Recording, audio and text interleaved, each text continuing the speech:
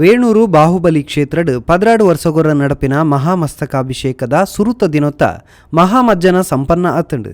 ದೇಶದ 4 ಏಕಶಿಲಾ ಗೊಮ್ಮಟ ಮೂರ್ತಿಲೆಡ್ ಒಂಜಾದಿಪ್ಪುನ ವೇಣೂರ್ದ 35 ಅಡಿ ಎತ್ತರದ ಗೊಮ್ಮಟಗ್ ವಿವಿಧ ದ್ರವ್ಯಲೆಡ್ ಮಜ್ಜನ ಗೌಜಿಡ್ ನಡತಂಡು. ಉದಿಪನದ ಲೇಸಿಡ್ ಧರ್ಮಸ್ಥಳ ಧರ್ಮಾಧಿಕಾರಿಲು ಡಾಕ್ಟರ್ ಡಿ ವೀರೇಂದ್ರ ಹೆಗ್ಗಡೆ ಅಜಿಲ ಸೀಮೆ ಅರಸರಾಯಿನ ಪದ್ಮಪ್ರಸಾದ್ ಅಜಿಲೇರು ಬೊಕ ಒಂಜಾತು ಮಲ್ಲ ಬಿನ್ನೆರ್ನಕುಲು ಪಾಲ್ಪಡೆತ್ತಿರು. ಇಲ್ಲಿಯ ಬಾಹುಬಲಿ ಮೂರ್ತಿ ಕೂಡ ಎರಡನೇ ಮೂರ್ತಿ ನಮ್ಮ ಜಿಲ್ಲೆಯಲ್ಲಿ. ಕಾರ್ಕಳದಲ್ಲಿ ಮೊದಲು, ಆ ಬಳಿಕ ವೇಣೂರಿನಲ್ಲಿ. ಈಗ 12 ವರ್ಷದ ಬಳಿಕ ಮತ್ತೆ ಮಹಾಮಸ್ತಕಾಭಿಷೇಕ ನಡೆಯುತ್ತದೆ. ಮೂರ್ತಿಯ ಗಾತ್ರ ಮತ್ತು ಸಂಪ್ರದಾಯದಿಂದ 12 ವರ್ಷಕ್ಕೊಮ್ಮೆ ಮಹಾಮಸ್ತಕಾಭಿಷೇಕ ನಡೆಯುತ್ತೆ ಸಂಕಲ್ಪ ಇದೆ. ಆ ಸಂಕಲ್ಪ ಪ್ರಕಾರ ಸರಿಯಾಗಿ 12 ವರ್ಷಕ್ಕೆ ಅದೇ ದಿವಸಕ್ಕೆ ಸರಿಯಾಗಿ ಮಹಾಮಸ್ತಕಾಭಿಷೇಕದ ವ್ಯವಸ್ಥೆಯನ್ನು ಇಲ್ಲಿಯ ಅರಸರಾದ ಡಾಕ್ಟರ್ ಅಜಿಲರು ಮಾಡಿದ್ದಾರೆ. ನಾವೆಲ್ಲ ಸೇರಿಕೊಂಡು ಇದರಲ್ಲಿ ಸಮಾಜದ ಎಲ್ಲ ಬಾಂಧವರು ಸೇರಿಕೊಂಡು ಈ ಕಾರ್ಯಕ್ರಮಕ್ಕೆ ನಾವು ಪಾಲ್ಗೊಂಡಿದ್ದೇವೆ. ನಮ್ಮ ಪುಣ್ಯವನ್ನು ನಾವು ಬಾಚಿಕೊಳ್ತಾ ಇದ್ದೇವೆ. ಇಲ್ಲಿ ವಿಶೇಷವಾಗಿ ಈ ಮೂರ್ತಿಗೆ ಇಂದು ಜಲಾಭಿಷೇಕ ಆದ ಮೇಲೆ ಇಕ್ಷುರಸ, ಆಮೇಲೆ ಹಾಲು, ಆಮೇಲೆ ಅರಶಿನ ಮತ್ತು ಅಕ್ಕಿ ಹುಡಿ ಇತ್ಯಾದಿ ಅಭಿಷೇಕಗಳನ್ನು ಮಾಡಿ, ಗಂಧ, ಶ್ರೀಗಂಧ, ಅಷ್ಟಗಂಧ ಅಂಬದ ಗಂಧನ ಮಾಡಿ ಹೂವಿನ ಅಲಂಕಾರ ಮಾಡಿ ಆರತಿ ಎತ್ತಿ ಮಾಡ್ತಾರೆ. ಭಾಳ ಜನ ಭಕ್ತರು ಇಲ್ಲಿ ಬಂದಿದ್ದಾರೆ. ಇನ್ನು ಕನಿಷ್ಠ 6 ದಿವಸ ಇದು ಇರೋದರಿಂದ 6 ದಿವಸಗಳ ಕಾಲ ಕೂಡ ಇದು ನೋಡೋ ಅವಕಾಶ ಇದೆ. ನಾನು ಮತ್ತೊಮ್ಮೆ ಎಲ್ಲ ರೀತಿಯಲ್ಲೂ ಯಶಸ್ವಿಯಾಗಿ ನಡೆಸಿಕೊಟ್ಟ ಈ ಸಮಿತಿಯವರಿಗೆ ಅಭಿನಂದನೆ ಸಲ್ಲಿಸ್ತೇನೆ. ನಾನು ಕೂಡ ಈ ಪುಣ್ಯಕ್ಷೇತ್ರದಲ್ಲಿ ಪುಣ್ಯ ಕಾರ್ಯದಲ್ಲಿ ಭಾಗಿಯಾಗಲು ಸಂತೋಷ ಪಡ್ತಾ ಇದ್ದೇನೆ.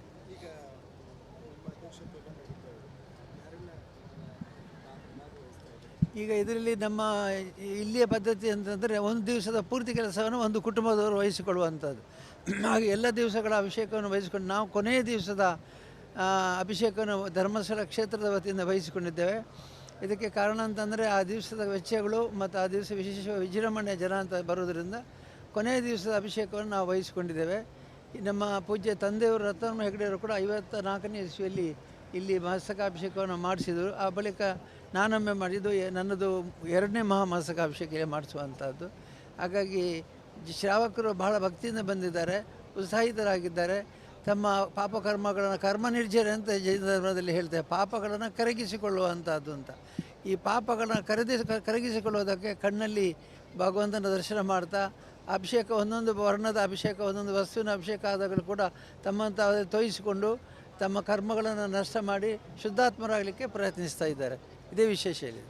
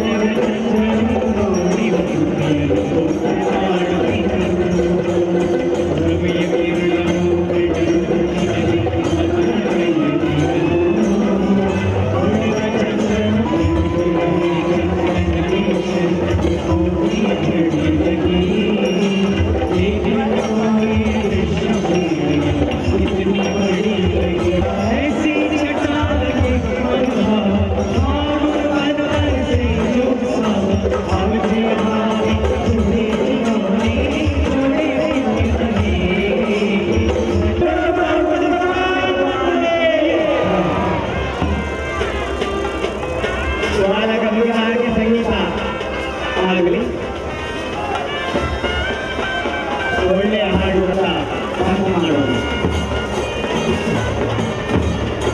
ನಿಧಾನಕ್ಕೆ ಆಗಿ ಎರಚುವಾಗ ನಿಧಾನಕ್ಕೆ ಎರಚಿ, ಎಲ್ಲ ಕಡೆಯೂ ಎರಚಿ, ಮುಖಕ್ಕೆ ಎಡ ಮತ್ತು ಬಲಭಾಗದಲ್ಲಿ ಬಾಹುಬಲಿಯನ್ನು ನೋಡಿದ ಹಾಗೆ ಬಹಳ ಸುಂದರವಾಗಿ ಅಕ್ಕಿ ಹಿಟ್ಟಿನ ಅಭಿಷೇಕದಲ್ಲಿ ನಾವು ಕಾಣುವುದು ಸಾಧ್ಯ.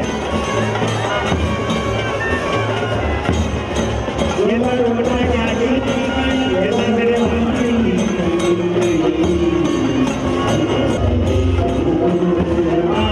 ಮೋಡದ ಮನೆಯಿಂದ ಭಗವಂತ ಎನ್ನುತ್ತಿನ ಹಾಗೆ ಅಲ್ಲಿ ದರ್ಶನವನ್ನು ಕೊಟ್ಟ ಹಾಗೆ ಬಾಲಭಗವಂತರಾಗಿ ವಾಲಿಸಿ ನಿಧಾನಕ್ಕೆ ಚೂರ ಕಡೆ